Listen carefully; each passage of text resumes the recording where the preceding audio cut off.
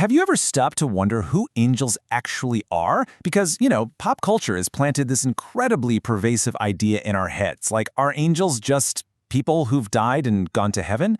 Do we literally earn our wings when a bell rings or the moment we pass away? And what about the way they look? I mean, do all of them really have this giant feathery white wings? Are they just sort of hovering right over our shoulders, playing the role of a personal protector or like a fairy godmother? Movies, classic artwork, they've completely baked these images into our minds. But today, well, we're going to try something a bit different. Welcome to The Explainer. Today, we are entirely bypassing the Hollywood scripts. We're setting aside all those beautiful Renaissance paintings and we're looking directly at the source text. We're going to open up the Bible and explore the true, honestly fascinating nature of angels as God's heavenly messengers. Okay, let's dive right in. Here's our roadmap for this explainer. First up, who are angels really? Second, we'll look at them as created messengers of God. Third, worshipers first, servants second. Fourth, we're going to bust some common angel myths. And finally, why this all matters today. Section 1. Who are angels, really? From Genesis to Revelation. When you actually read through the historical text, you quickly realize angels aren't just background characters. They show up at literally history's most critical moments. This timeline brilliantly illustrates how they've consistently intervened. Way back in 2000 BC, they rescue Lot from the destruction of Sodom. Jump to 30 AD, and they're right there to strengthen Jesus after that intense temptation in the wilderness. Fast forward to 33 AD, and an angel is the one who rolls away that massive heavy stone from the tomb.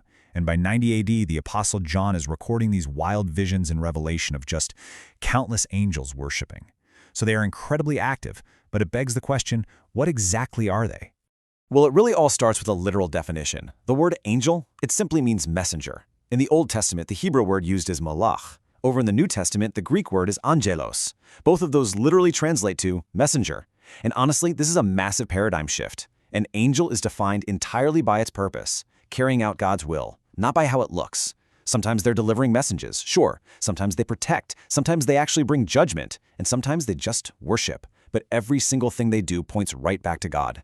Which brings us to Section 2, created messengers of God, way before humanity. Now, to grasp the incredible origins of these beings, we gotta look at their timeline.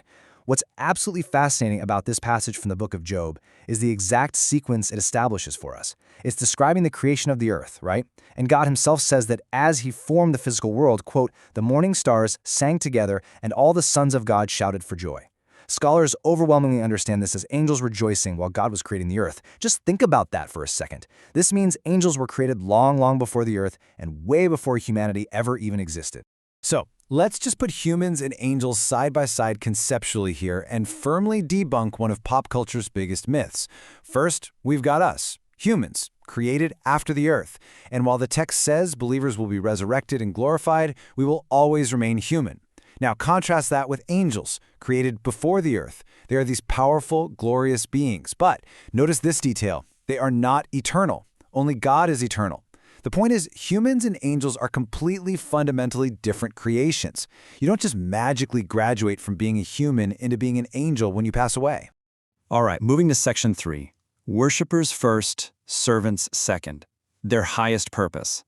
We are about to reveal the primary function of angels. And honestly, it might completely surprise you, because their absolute highest purpose isn't actually serving people at all. It's worshiping God. I mean, Isaiah chapter 6 gives us one of the most breathtaking, just awe-inspiring pictures in all of Scripture. The prophet sees the Lord seated on his throne, and above him stand the seraphim. These beings, each with 6 wings, and what are they doing?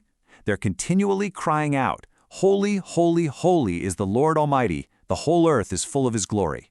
Can you even imagine that unceasing, thunderous scene, day and night, literally without stopping? So, before angels are warriors, before they're protectors or messengers, they are pure worshipers. But they do have a secondary purpose, and that one actually involves us. Hebrews 1:14 asks this amazing question. Are not all angels ministering spirits sent to serve those who will inherit salvation? That is such a wild thought. Yes, they do serve believers, but, and this is a really essential distinction here, they don't serve because we command them or because we, summon them with a crystal or something. They serve entirely and exclusively because God commands them to. So the crucial point here is what happens when we look at their historical acts of service. An angel physically shut the mouths of the lions for Daniel. An angel literally broke Peter out of a locked, guarded prison. Angels protected the prophet Elisha from an entire enemy army. And angels strengthened Jesus in the Garden of Gethsemane. Again and again we see them intervene. But the focus of the text, it's never on the angel's power. The focus is always 100% on God's faithfulness to his people. Section 4. Busting Common Angel Myths. What the text actually says. All right, it's time to directly correct pop culture using some undeniable textual evidence. Let's systematically dismantle 4 of the biggest myths. Number 1, believers do not become angels when they die. As we just went over, we remain perfectly human. Number 2, not all angels have wings. You're definitely not always dealing with chubby babies strumming harps. Actually, many times in the text, they just appear as ordinary men walking down the road. Number 3, angels must never ever be worshipped. And number 4, angels never replace our relationship with Jesus Christ. They are servants of God, period, not the center of our faith. In fact, look at this specific text from the book of Revelation. The Apostle John was so completely overwhelmed by this massive heavenly vision that he actually fell down on his face to worship an angel. And the angel immediately stops him. He says, "Do not do that. Worship God." Really think about that. Even the absolute greatest, most incredibly powerful heavenly beings, they immediately redirect all glory and worship straight back to the Lord. And finally, Section 5. Why this matters today. Finding our security. So let's bring all this amazing ancient theology right into your modern daily life. Knowing the actual truth about angels, it shouldn't just be some cool head knowledge. It gives us incredible foundational confidence. Think about it like this. First, it reminds us that heaven and God's sheer power are very real. Second, it shows us that God is highly active in the unseen spiritual realm, fighting battles we can't even perceive. And third, and I really want you to hear this, the exact same God of angel armies, the one who commands these magnificent, awe-inspiring beings, he knows your name. He sees your struggles. He hears your prayers. He cares for you intimately. If you take away absolutely anything from our explainer today, please let it be this powerful summarizing thought. Our security isn't in angels. Our security is in the God they serve.